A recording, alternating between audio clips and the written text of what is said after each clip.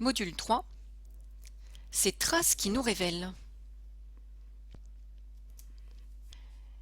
L'évolution du web vers le web social conduit les individus à exister sur le web, à entrer en relation avec les autres et pour cela, à construire leur identité numérique.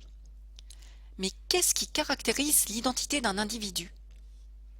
Reprenons la définition proposée par Philippe Bucchini qui distingue trois dimensions de l'identité traditionnelle. L'identité personnelle qui renvoie aux caractéristiques qui rendent l'individu unique, qui le différencie des autres comme son nom, son prénom, sa date de naissance, mais aussi son histoire et ses connaissances.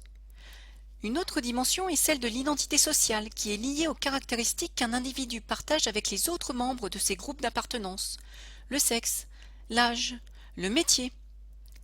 La troisième dimension est celle de l'identité culturelle qui se traduit par l'adhésion d'un individu à certaines normes et valeurs d'une culture. L'identité traditionnelle est une notion complexe. Elle est évolutive et changeante au gré de nos expériences, de notre vécu. Elle est multiple car la construction de l'image que l'on veut renvoyer aux autres dépend des contextes. Qu'en est-il de l'identité numérique? Comme l'identité traditionnelle, elle se compose de nos identités personnelles, sociales et culturelles. Elle apparaît cependant plus complexe, comme démultipliée par la grande diversité des activités que l'individu peut mener sur Internet. Ces activités le conduisent à fournir de nombreuses informations qui lui sont automatiquement rattachées. Certaines de ces informations sont laissées consciemment par l'internaute. D'autres sont collectées par les sites à son insu. Certaines seront produites et diffusées par d'autres sans qu'il en soit à l'origine. C'est l'ensemble de ces traces qui constituent l'identité numérique d'un individu. Regardons de plus près les différents types de traces et commençons par les traces involontaires. À partir du moment où vous vous connectez à Internet, vous laissez systématiquement des traces à chaque consultation d'un site. Pour consulter une page, le navigateur envoie au serveur web une requête contenant des variables d'environnement décrivant l'ordinateur de l'internaute. Parmi ces variables, nous trouvons l'adresse IP, le système d'exploitation, la version du navigateur. Ces informations peuvent être enregistrées par le serveur web. L'adresse IP, qui permet d'identifier un ordinateur connecté à Internet, permet au serveur de savoir à qui renvoyer la réponse, mais elle permet aussi de suivre la navigation de l'internaute sur le site. Elle permettra par exemple de connaître la durée de connexion, les liens sur lesquels l'internaute a cliqué, les documents qu'il a téléchargés. Les sites exploitent ces données pour connaître le nombre de visites, le nombre de pages vues, le temps passé dessus, la provenance du visiteur. L'autre manière qu'utilisent les sites pour recueillir des informations sur la navigation d'un internaute est de déposer des cookies sur son disque dur.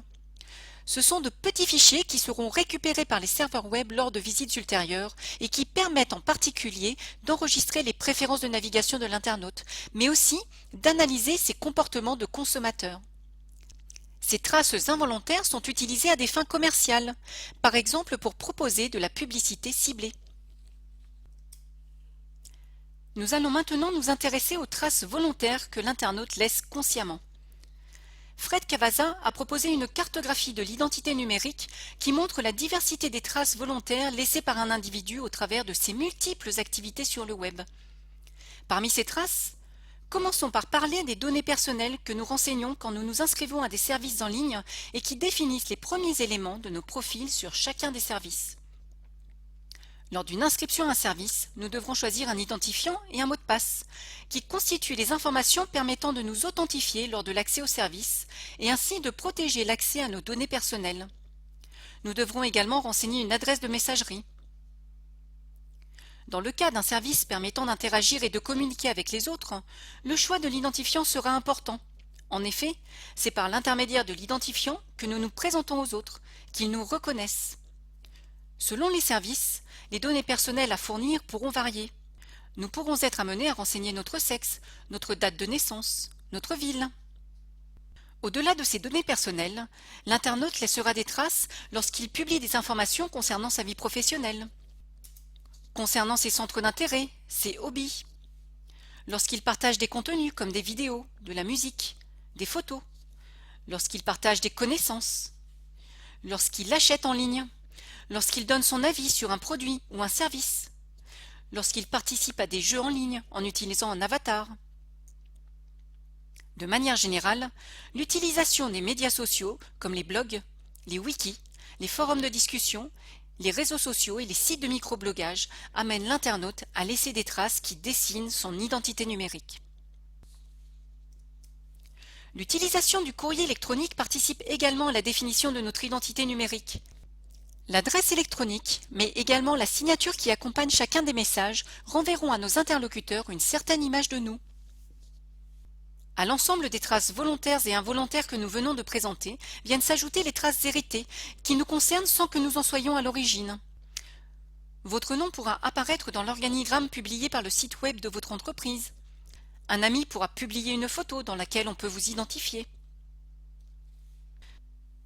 Lorsqu'on utilise les services disponibles sur Internet, il devient incontournable de se préoccuper de son identité numérique. Maîtriser cette identité consiste à contrôler l'ensemble des traces qui la composent. Il faudra être particulièrement vigilant aux informations qui se retrouvent en accès public et qui peuvent être référencées par les moteurs de recherche. Elles permettront aux autres de se faire une opinion de nous à travers les informations qu'ils trouvent et que les moteurs se chargent de rassembler. Cela soulève la question de la e-réputation qu'il faudra dans un premier temps protéger, surveiller, mais qu'un internaute pourra également construire de manière à développer une réputation numérique positive, par exemple dans un contexte professionnel. La tâche est complexe, car nous n'avons pas le contrôle de l'ensemble de ces traces. Comme nous l'avons dit, certaines pourront être produites par d'autres sans que nous en soyons informés. La présence des traces sur le web dépend également de la manière dont les moteurs de recherche gèrent ces informations et les archivent. Certaines informations nous concernant pourront apparaître de nombreuses années après leur première publication, alors qu'elles ne correspondent plus à l'image que nous souhaitons montrer de nous-mêmes. Cela soulève la question du droit à l'oubli numérique, qui permet à un individu de demander le retrait de certaines informations qui pourraient lui porter préjudice. Mais avant d'aller plus loin concernant la gestion de l'identité numérique, nous vous invitons à répondre au QCM proposé.